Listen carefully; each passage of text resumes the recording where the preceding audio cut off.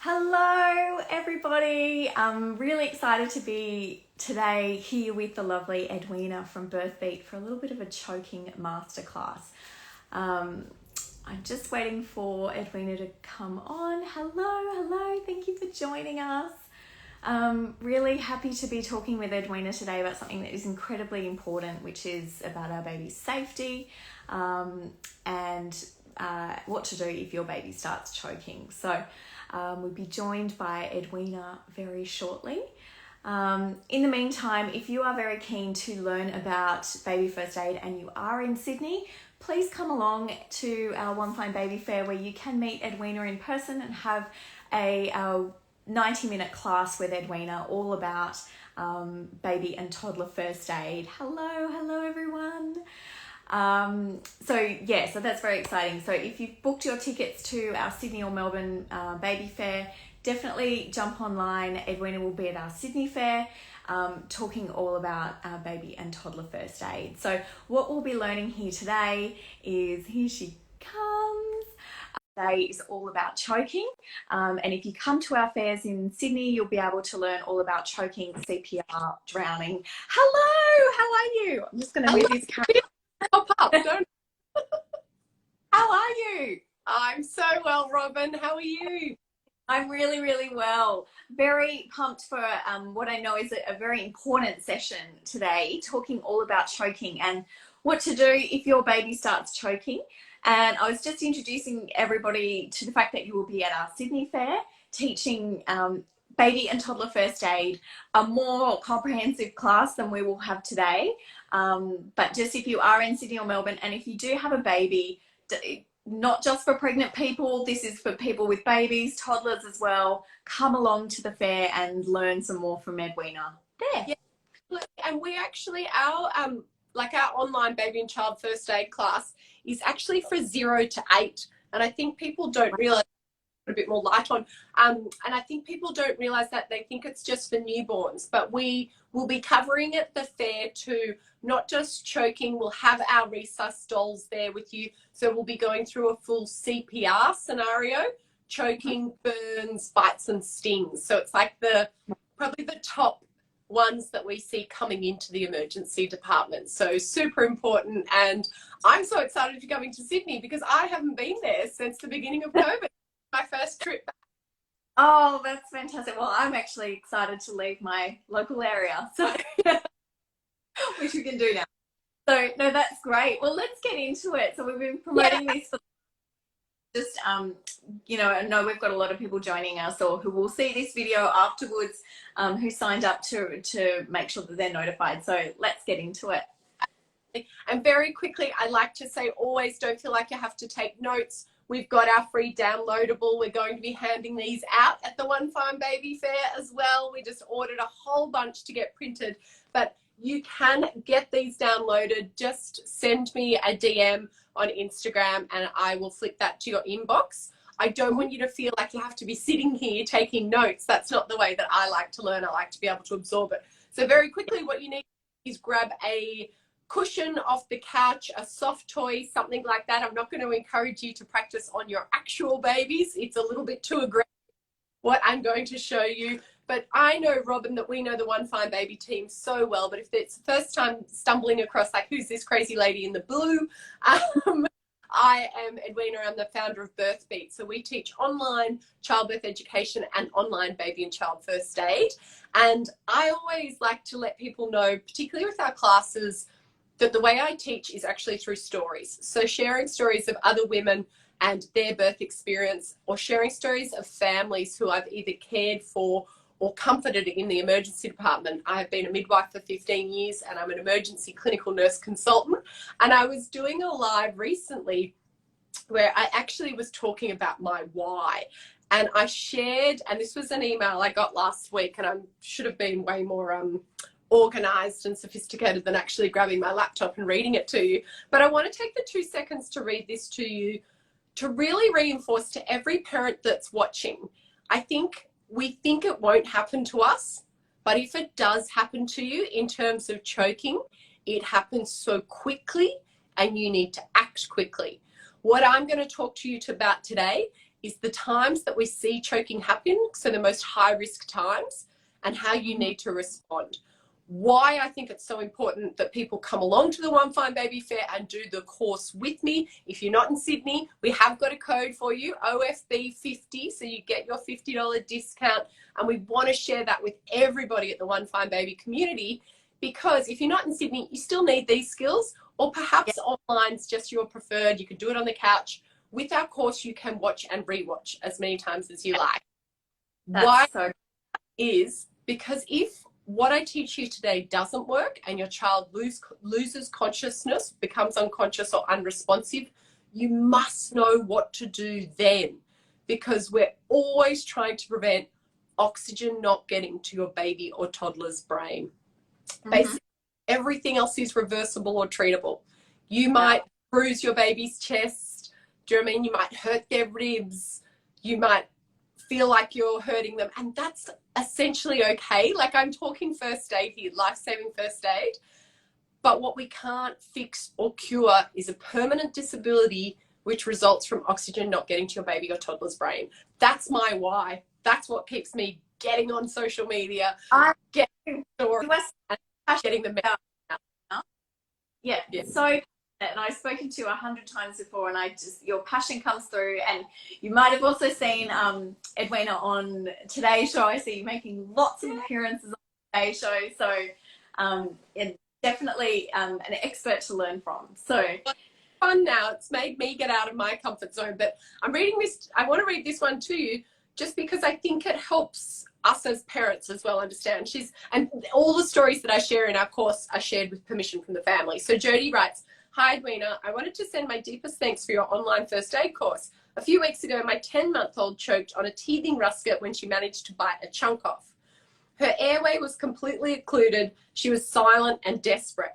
It was hands down the worst experience of my life, but thanks to you, I knew what to do." I feel like going, no, that's thanks to this mother, not any. But she said, "I picked her up and I put her over my arm and started delivering aggressive back blows in a controlled manner." That's what we're going to teach everyone here today to do. Yeah. Pausing each. She says, "A lot of drool was coming out and she was limp. I was calling for my partner to call 000 and started going through the CPR steps in my head, getting ready. By the 5th back blow, which felt like forever, by the way, the rusket chunk fell onto the floor and my daughter let out the biggest wail. It was the best sound of my life. I saved her because I knew what to do. I cannot thank you enough for making your course available online. I have rewatched the CPR and choking episodes many times. Even now I'm crying. I've also watched your free episodes on social media. They are excellent reminders, refreshers. Honestly, please never stop what you do. Thank you 1,000,000 times infinity, Edwina. I hope it's amazing. And I'm like, that's doing what we're doing. Yes, you know what I mean? absolutely. If all you... Everybody... Yeah, not everybody has the opportunity to come and learn this in person, and it's just so important, which is why, as you mentioned, we're doing the Sydney Fair, but also you do have that code OFB50, which I think the first aid course is $197 normally. Yeah, so $147 it makes it, and you've got 12 months access. Watch it with your partner, your babysitters, your grandparents. Do you know what I mean? Yeah. Share your mother's groups. Bloody share it far and wide. I don't care. And you know, it is limited. It's kids, grandparents and babysitters, and anybody that is going to be looking after your child will benefit from knowing first aid, not just the parents. Absolutely, absolutely. So I will get into it.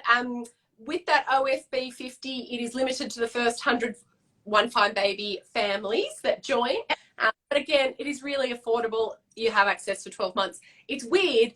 I want to sell you a course that I hope you never, ever use. Unlike any other thing, it's like, I hope you never use it. Really, but you really need to do it anyway. And I say that again because I've sat in emergency with families who just say, I didn't know what to do. And that just breaks my heart. I was like, no parent should be in that situation. So we're going to go. I've got Junior here. We're going to run through a scenario. I'm going to show you what to do, and then you're going to do it with me. That's what's super important. And that's what I think That's how you learn, and that's how you'll prepare yourself mentally for if this happens to you. In terms of, again, going through, first thing we're going to do is assess the severity. And we're going to go through a scenario where Bub is, let's say, 5 months, introducing solids. We're doing family-friendly foods, baby-led weaning, Bub's chewing on something.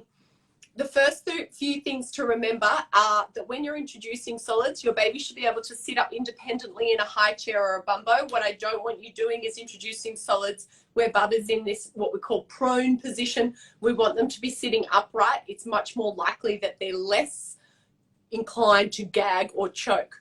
So the first thing when I say about assessing severity is around, is it gagging or choking? That's the first thing we talk about. And it's whether it's an effective cough. So if there's an effective cough, that's what I would refer to as gagging.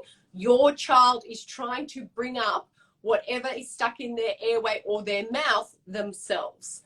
It's important that I share with you just a bit of basic anatomy. I don't go into the, like, it's just good for you to understand your nose and your mouth have a windpipe essentially that goes down to your lungs. They have another one that goes to your stomach. The concern is if something goes in the tube that's going to your lungs, it stops oxygen getting into your lungs, air and oxygen getting into your lungs.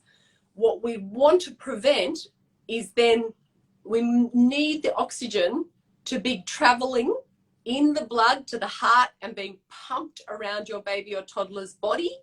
If it's doing that, oxygenated blood is not getting to the brain. So the absolute key is that they're able to fill their lungs.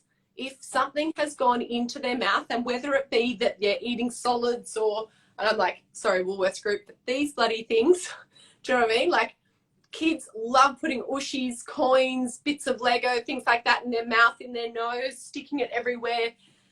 It's really dangerous because that can very quickly occlude an airway. So what we want to know in this scenario is if we're introducing solids, your baby may have a cough or gag, and if that's effective, don't intervene.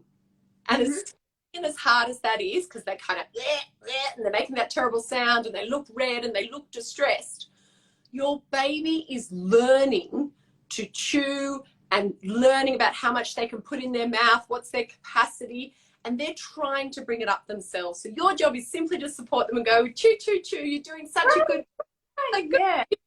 What I don't do is go and pat them on the back sitting in the high chair, because if then they bring up what is in their airway or at the back of their mouth, the first thing they're going to do is take a deep breath, and then it can further occlude down into their airway. So if they're able to cough or they're gagging and they're able to bring it up themselves, you just encourage them until they're not. It's what we called a mild obstruction. And also there's really sound involved with that, because there is some air passing around the obstruction.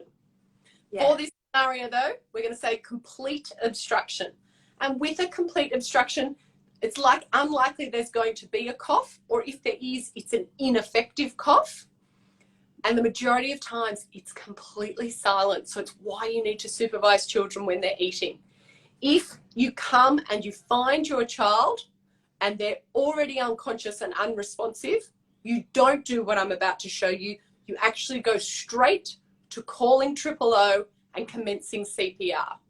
I just asked, so, that's a good point that you've made, that with the normal gagging, okay, it's the silence that's the problem. Is that right? Absolutely. Silence into a full obstruction. And even if they are coughing, sometimes they can be coughing a little bit, and then they stop being able to cough, or they lose that effective cough, or they go quiet. Again, all indicates to us that they've fully occluded the airway. What's really important to note here is if your child is unconscious or unresponsive, so you've come and you've found them unconscious or unresponsive, you lie them down on a hard surface and you start CPR. And we're going to teach you at One Fine Baby how to do that. And we teach you how to do a full CPR course online. It's about a 45-minute module. So we're not going to cover all of that here. We're just here to do choking. So let's say ineffective cough, remains conscious. So they're going to look really distressed, and likely that you're going to start to see a little bit of color change around their around their nose and around their lips.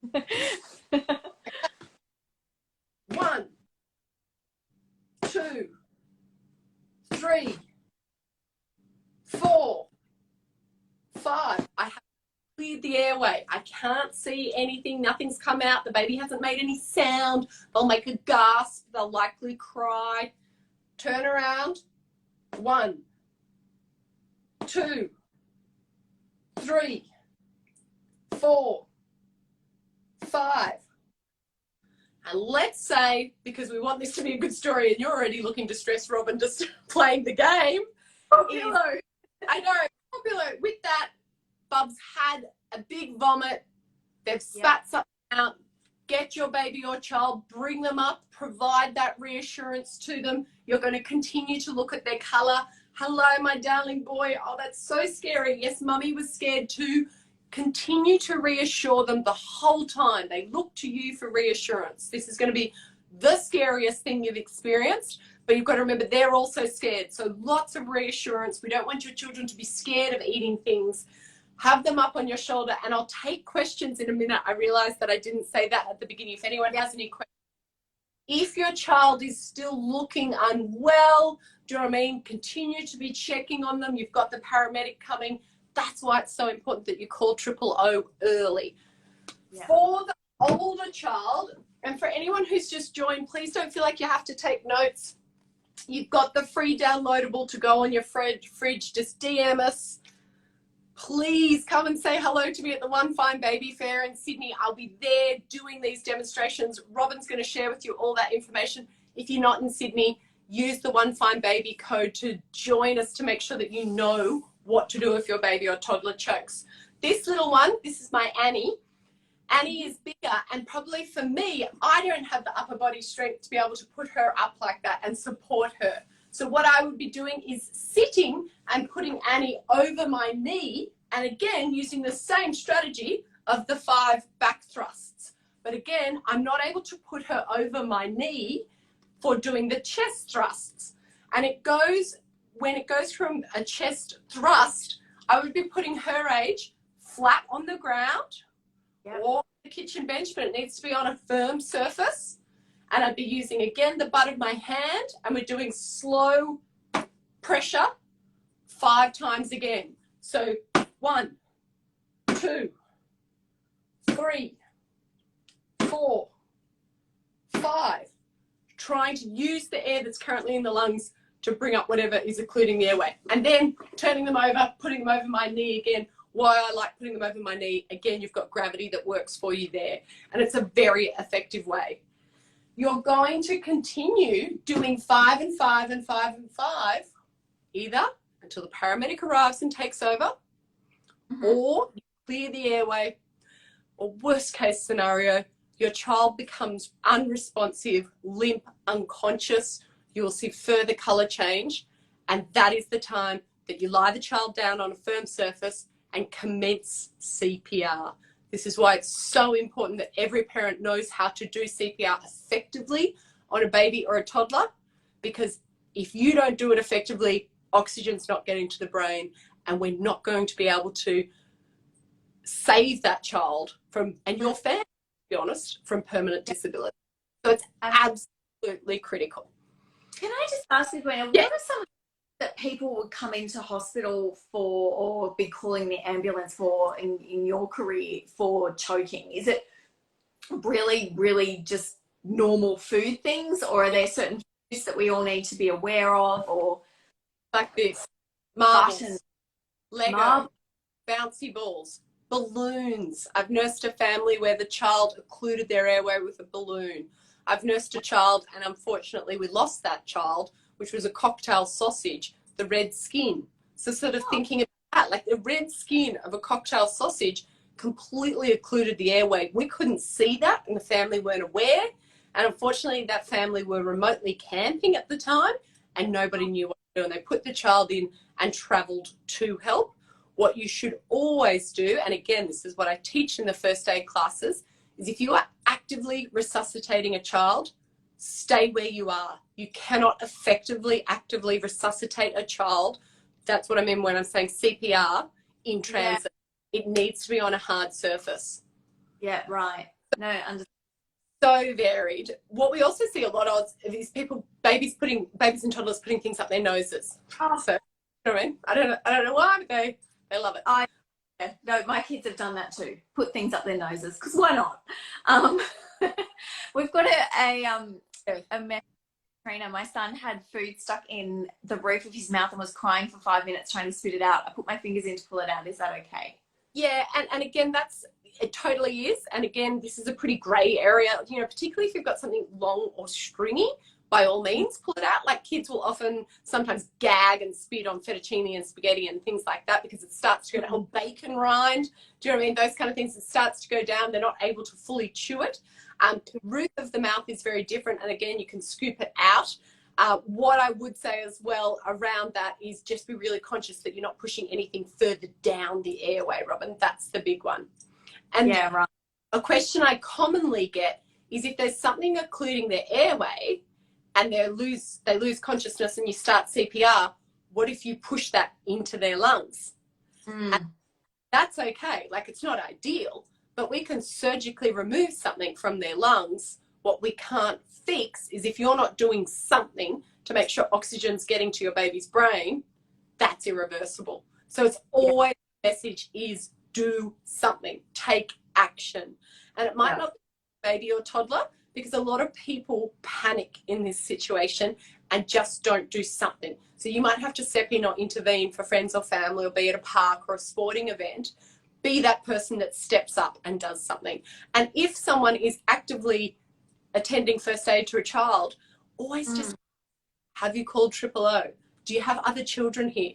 What can I do? Like, I think we get so focused on learning first aid and we think that there's going to be one first aid responder, but it's actually all the other parts to first aid, like checking on the other children, calling partners, calling who needs to be called. It's so important what you just said before, and I'm still thinking about it, and it's that rehearsing the situations in your mind and how you will react in a certain situation. Like if, you know, learning first aid and then something happens, it's like you've actually got to have walked through the process in your mind beforehand. Like, okay, this has happened, but what would I do? Who would I call? What would I do if no home and it was just me and my baby? What would just making sure that you've once in a face-to-face class. The challenge is remembering it all. That's actually why I have built my program so that it's online and you can watch and rewatch, because 6 months, like when you have a newborn and then 6 months later you're introducing solids, I know that in that 6 months I would have lost all of what to do around choking. So you can sit down and rewatch. I think that's why I loved that email that Jody sent me, because it was like, I've watched it and I've rewatched it, and in her mind she was mentally preparing herself to start to do CPR already prior to the event. And I was like, that's a proactive kind of well-resourced mum. Yeah, that's right. And just thinking about when to learn this as well. Like, you know, it's great to be able to learn it before you have a baby, but just know that when your baby comes, you are learning 1,000 new things a day, and you might not remember it just as well.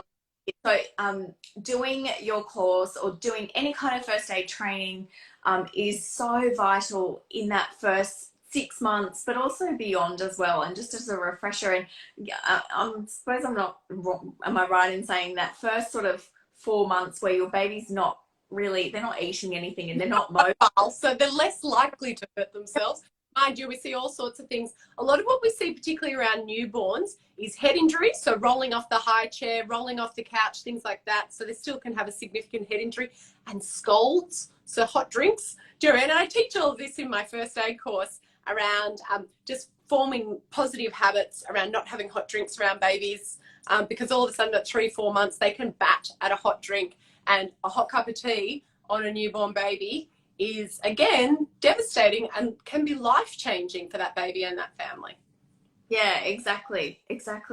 Oh my gosh. I still remember my son when he was 2.5 and I had my little baby, and was like just being really aggressive because he was excited, and banged his head on my son's head, and my 3-month-old had a huge hematoma on his head. Had like just a collision. It's like, Oh, I took it to the doctor, and the doctor who was doing a head examination. Oh, all my kids fell off the Yeah. off the change table. All of them. Emergency childbirth educator, and Polly fell off our change table as well. I swear it was like the first time she rolled was when she was on the table onto wooden floors. Anyway, we've all got stories. The big thing is know what to do, because something will happen to you. Yeah. Yeah, exactly. And knowing when and how to react in that such situation and what to look for, rather than just freaking out. Knowing the scenario planning and being able to know what to do in that situation. So I want everyone to come and say to me. We're so excited to be coming to One Fine Baby and can't wait to see the whole team in December. Yeah. Wait, where do they go, Robin? Onto your website?